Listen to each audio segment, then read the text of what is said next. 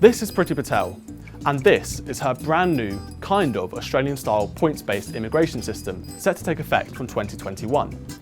It's 20 pages of changes that the Home Secretary says will enable Boris's government to bring the brightest and the best, people that can contribute to our economy and our country, regardless of where they come from. The newly released policy paper promises to reduce overall levels of migration and to give top priority to those with the highest skills and the greatest talents, and lays out that post-2020 low-skilled or temporary workers from the EU will find it extremely difficult to work in the UK, with a big fat warning to UK firms. Employers will need to adjust. After decades of free movement of people between Britain and the EU, the Brexit vote in 2016 was a firm rejection of open borders and a call to take back control of our immigration system. So, from the 1st of January 2021, EU nationals will be limited to 6-month stays in the UK without a visa, and they won't be allowed to work.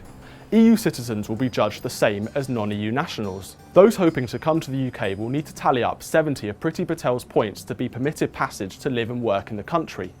Baseline requirements for applications are the ability to speak English, 10 points, a job offer from an approved sponsor, 20 points, that job will have to be at A-level or above, 20 points, and pay £25,600 a year or more, 20 points. Anyone who ticks all these boxes can make an application. But for those who don't, there is a little leeway, which will allow highly skilled or highly sought after workers into the country.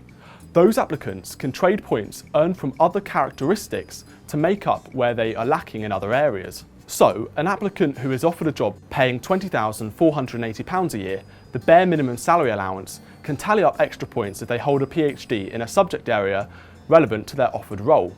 10 points for a regular PhD, 20 for those who hold the qualification in STEM subjects. That's science, technology, engineering and mathematics. 20 points will be allocated for workers in industries deemed to be suffering from labour shortages. NHS nurses spring to mind. The Migrant Advisory Committee will be commissioned to compile a list of industries in need of a labour boost and will be tasked with keeping an eye on industries in need, with the government ready to allocate extra points to fill the gaps. Concessions will also be made for the most skilled workers who will be able to swap a job offer for an endorsement from a relevant body. They'll still need those 70 points though. On the other end of the scale, the paper promises to quadruple the number of seasonal workers allowed in the UK to 10,000.